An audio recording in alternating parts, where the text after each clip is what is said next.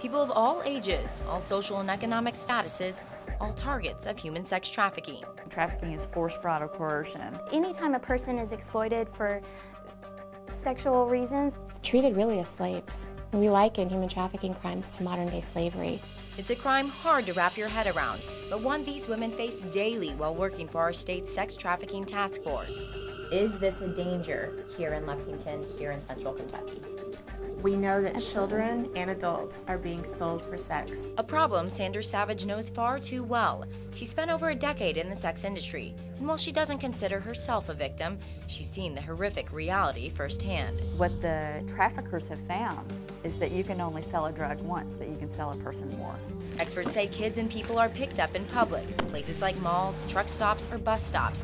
Plus, I-64 and I-75 allow easy access to our community. There was one girl who she was trafficked in from Tennessee, and the day that she was bought in Lexington, they made her service 64 men at a construction site. The cases are hard to stomach.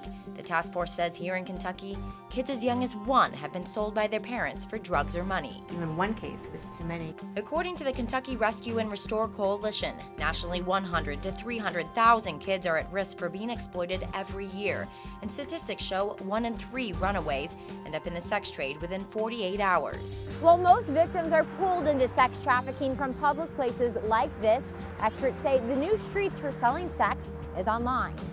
I've seen on Backpage ads and on Craigslist ads that a lot of children are being sold in area hotels. The task force says the same thing happens to adults, but most don't realize they're a victim at all. The coercion isn't as visible as chains. It's a lot harder to prove that that exists. They make these girls think that they're in love with them, and then they turn them out. Then the traffickers, the pimps, pocket the money, making hundreds of thousands each year on each victim. That trafficker continues to profit over and over again until when? Experts say until the victim dies or gets help. The problem is, it's hard to track the problem. I don't think we understand the gravity of it here yet. Advocacy groups say they need help. They tell me police are doing all they can, but can't tell how many cases exist. Yet, progress is being made. In 2012, this man was the first in Kentucky to be federally convicted of sex trafficking crimes for a prostitution ring here in Lexington.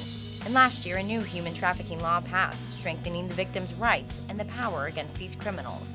Still, who should be held accountable? Obviously the trafficker or the pimp, depending on the situation, but the buyers. The blame lies with both those buying and selling.